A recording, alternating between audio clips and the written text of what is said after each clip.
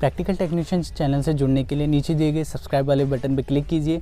उसके बगल में दी गई बेल आइकन पर क्लिक करके उसमें ऑल वाले ऑप्शन को अनेबल कर लीजिए, जिससे कि मेरी आने वाली सभी वीडियोस का आपके पास नोटिफिकेशन आ पाए और आप एक भी वीडियोस मिस ना कर पाएँ।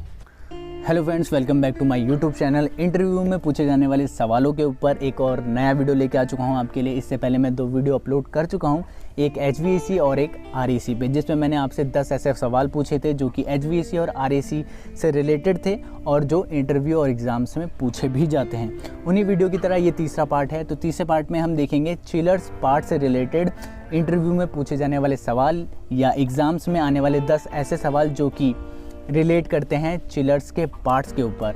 जी हाँ, जो चिलर सिस्टम होता है उनके पार्ट्स के ऊपर बहुत से ऐसे इंपॉर्टेंट सवाल बने हैं जो कि इस वीडियो में मैं आपसे पूछने वाला हूँ। तो वीडियो में लास्ट तक बने रहिएगा और कोशिश ये करिएगा कि 10 के 10 क्वेश्चंस को आप अटेम्प्ट कर पाएँ। तो सवाल नंबर 1 आपसे पूछता है, what is the work of compressor in refrigeration cycle, यानी कि कंप्रेसर का क्या वर्क होता है किसी भी रेफ्रिजरेशन साइकिल या सिस्टम में। ऑप्शन ए है आपका इंक्रीजिंग प्रेशर ऑफ रेफ्रिजरेंट, यानी कि रेफ्रिजरेंट्स का प्रेशर बढ़ाना। ऑप्शन बी है इंक्रीजिंग टेम्परेचर ऑफ रेफ्रिजरेंट्स, यानी कि रेफ्रिजरेंट का टेम्परेचर बढ़ाना। ऑप्शन सी है increasing speed of refrigeration cycle, यानी कि रेफ्रिजरेशन साइकिल की स्पीड को बढ़ाना। ऑप्शन डी है ऑल अबव, यानी कि ये सब।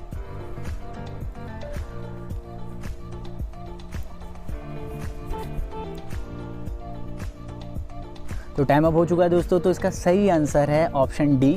ये सारे ऑप्शन ही कंप्रेसर के काम को दर्शाते हैं। Option A, option B, option C सारे ही कंप्रेसर के काम को दर्शाते हैं। सवाल number 2, which device is known as heat exchanger, यानी कि जो आपको ऑप्शन दिए गए हैं इनमें से कौन सा ऐसा डिवाइस है जिसको हम हीट एक्सचेंजर के नाम से भी जानते हैं। तो ऑप्शन देख लीजिए। ऑप्शन ए है इवेपोरेटर, ऑप्शन बी है एक्सपेंशन वाल्व, ऑप्शन सी है कंडेंसर, ऑप्शन डी है कंप्रेसर। तो एक मोस्ट इम्पॉर्टेंट क्वेश्चन है क्योंकि बहुत जगहों पे इनका यूज़ भी होता है और मोस्ट इम्पॉर्टेंट डिवाइस भी है। तो आई होप कि आपको ये सवाल का जवाब आता ही होगा।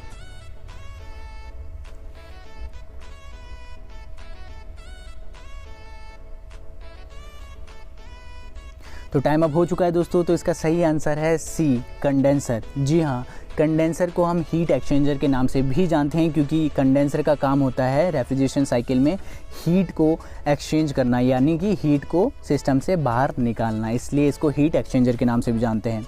सवाल नंबर 3 आपसे पूछता है, in refrigeration system which device have lowest temperature, यानी कि जो रेफ्रिजरेशन साइकिल होती है या सिस्टम है उसमें सबसे कम तापमान किस डिवाइस का या किस पार्ट का रहता है। ऑप्शन ए है इवेपोरेटर, ऑप्शन बी है रिसीवर, ऑप्शन सी है फिल्टर ड्रायर, ऑप्शन डी है कंडेंसर।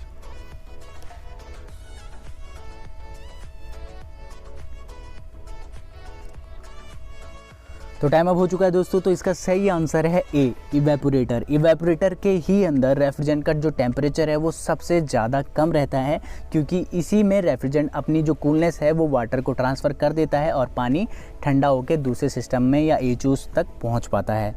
क्वेश्चन नंबर 4 में आपसे पूछा गया है, in refrigeration system which device control the pressure and the quantity of refrigerants, यानी कि कौन सा ऐसा डिवाइस है इनमें से जो कि प्रेशर और क्वांटिटी दोनों को कंट्रोल करता है रेफ्रिजरेंट की। ऑप्शन है A muffler, B suction valve, C discharge valve, D expansion valve.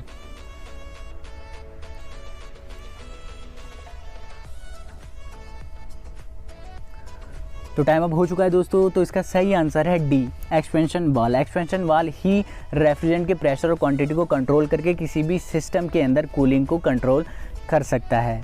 तो चलिए बढ़ते हैं अब सवाल नंबर 5 की तरफ। सवाल नंबर 5 आपसे पूछता है, what is meant by reciprocating motion, यानी कि रेसिप्रोकेटिंग मोशन से क्या तात्पर्य है। ऑप्शन है आपके A side by side movement, option B circular movement, option C up and down movement और ऑप्शन डी है आपका नन अबव, यानी कि इनमें से कोई सा नहीं। तो रेसिप्रोकेटिंग मोशन से क्या तात्पर्य है ये पूछा जा रहा है इस सवाल में आपसे।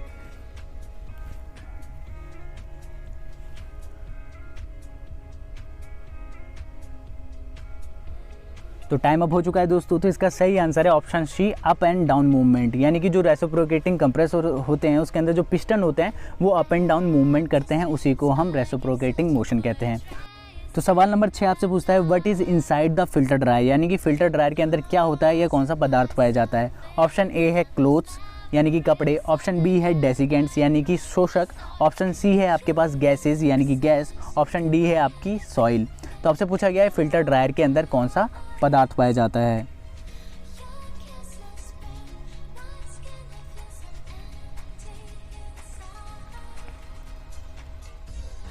तो टाइम अप हो चुका है दोस्तों आपका, तो इसका सही आंसर है ऑप्शन बी। तो क्वेश्चन नंबर 7 आपसे पूछा गया है what is the work of ducts in HVAC system. अगर आपने डक्ट्स देखे होंगे बड़े बड़े HVAC सिस्टम में, तो उसमें डक्ट्स का क्या कार्य होता है। ऑप्शन ए है रेफ्रिजरेंट फ्लो, ऑप्शन बी है हीटिंग जनरेट, ऑप्शन सी है air flow direction, option D है कंट्रोलिंग कूलिंग। जो डक्ट्स होती हैं उनका HVAC सिस्टम में क्या काम होता है।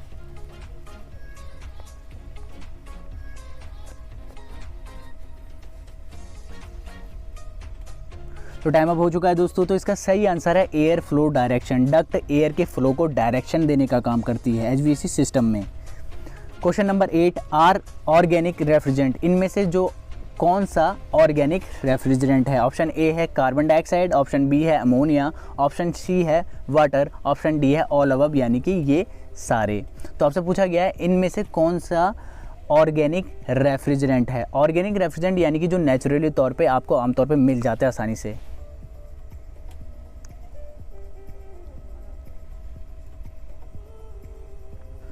टाइम अप हो चुका है दोस्तों, तो इसका सही आंसर है ऑप्शन डी ऑल अबव, यानी कि ये सारे जो कंपाउंड हैं इनको ऑर्गेनिक रेफ्रिजरेंट के नाम से जाना जाता है क्योंकि ये नेचुरल तौर पे आपको नेचर में मिल जाते हैं। क्वेश्चन नंबर 9 आपसे पूछता है the viscosity of refrigerant should be, यानी कि जो रेफ्रिजरेंट होता है उसकी विस्कोसिटी यानी कि श्यानता कैसी होनी चाहिए। ऑप्शन ए हाई यानी कि ज़्यादा, ऑप्शन बी लेस यानी कि कम, ऑप्शन सी है ए और बी दोनों, ऑप्शन डी है नन अबव यानी कि इनमें से कोई सा भी नहीं। विस्कोसिटी यानी कि श्यानता रेफ्रिजरेंट की कैसी होनी चाहिए। श्यानता यानी कि जो गाढ़ा या पतलापन होता है वो किस तरीके का होना चाहिए एक रेफ्रिजरेंट का।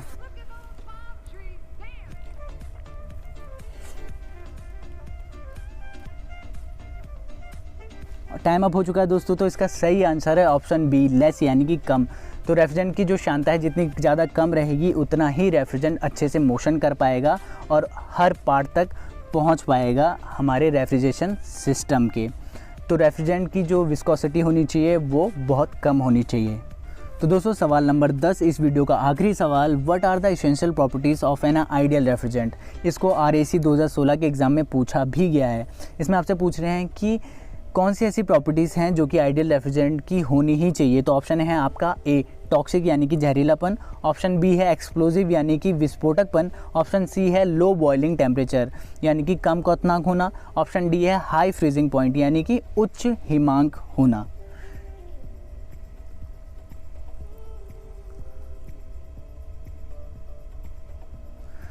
तो टाइम अप हो चुका है दोस्तों आपका, तो इसका सही आंसर है option C low boiling point.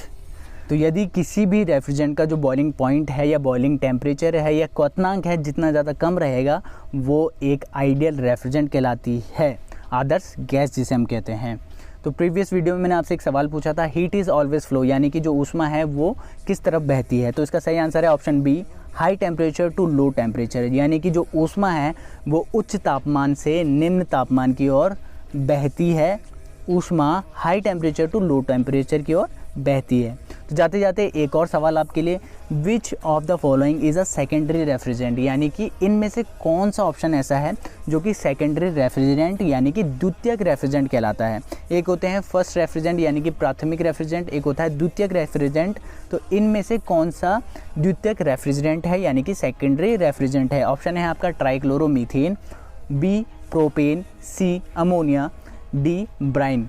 तो इस सवाल का जवाब आपने मुझे इस वीडियो के नीचे कमेंट करके बताना है और अगले आने वाली वीडियो में मैं आपको इसका आंसर बताऊंगा। तो कैसे लगे आपको ये 10 सवाल जो कि बहुत ज़्यादा इंपॉर्टेंट थे इंटरव्यू और एग्ज़ाम के नज़रिए से। तो इसी तरीके के और वीडियोस लेके आऊँगा मैं आपके लिए, तो चैनल को जल्दी से जाके सब्सक्राइब कर लीजिए। तो मिलते हैं इसी तरीके की इंटरेस्टिंग और इम्पॉर्टेंट वीडियो के साथ, तब तक के लिए गुड बाय।